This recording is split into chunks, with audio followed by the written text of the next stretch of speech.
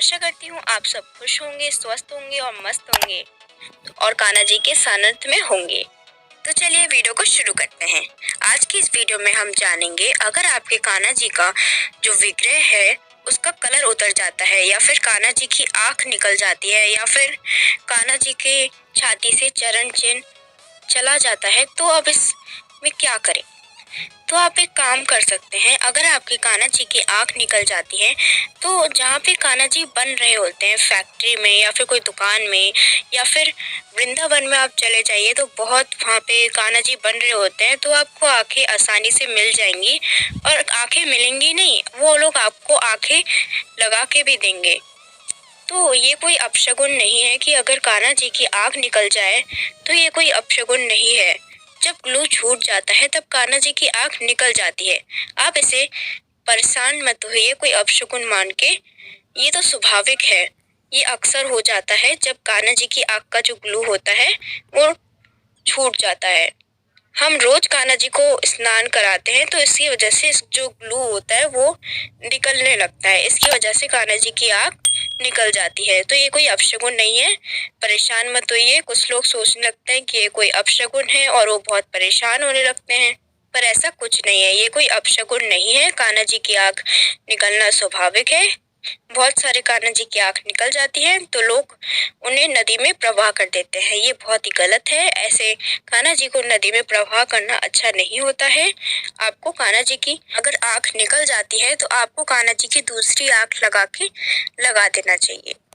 कान्हा जी की आंख आसानी से मिल जाती है और जहाँ पे कान्हा जी की आंख मिलेंगी आपको वो लोग कान्हा जी की आंख लगा के भी देंगे। और अगर वो कान्हा जी की आंख लगा कर नहीं देते हैं तो इसके लिए भी कोई चिंता ना करें। कान्हा जी की आंख आप ले आइए और इसे ग्लू से चिपका लीजिए।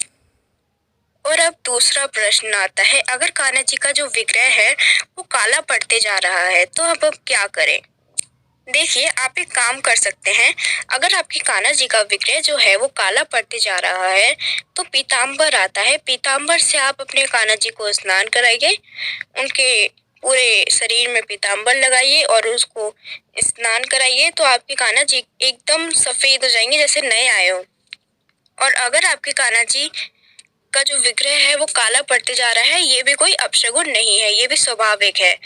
हम कान्हा जी को बार बार स्नान कराते हैं, सुबह स्नान कराते हैं, तो इसकी वजह से विग्रह का काला पड़ना स्वाभाविक है, आग का निकलना भी स्वाभाविक है। ये दोनों कोई भी अपशगुन नहीं है। और अब बात करते हैं तीसरी चीज की, जो कि कान्हा जी के छाती के चरण चिन्ह के बारे में है।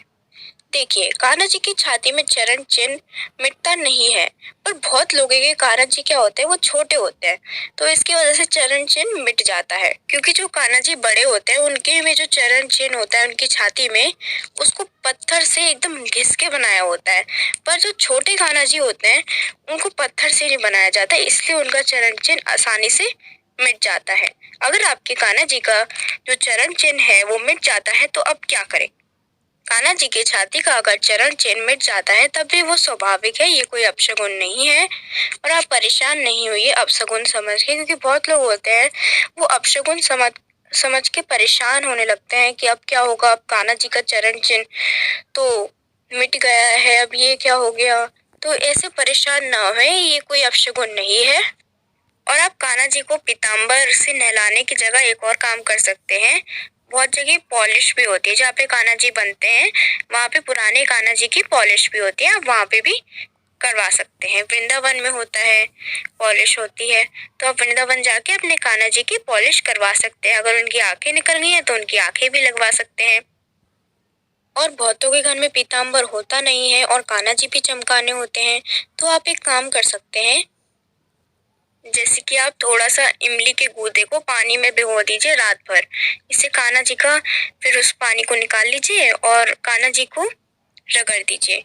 पर एक बात का ध्यान रखें, आप कान्हा जी को बहुत तेज तेज ना रगड़ें, आखिर वो भी तो भगवान है ना, उन्हें भी लग सकती है। तो ऐसे तेज तेज कुछ लोग होते हैं, जितना तेज रगड़ेंगे उतनी शाइन आएगी कान्हा जी में। नहीं, बहुत ही आराम आराम से अपने हाथों से या फिर कुछ भी चीज ले सकते हैं, कपड़ा, कॉटन, उससे कान्हा जी को आराम आराम से पूरे देह में उनके पॉलिश कर दीजिए एकदम आराम आराम से।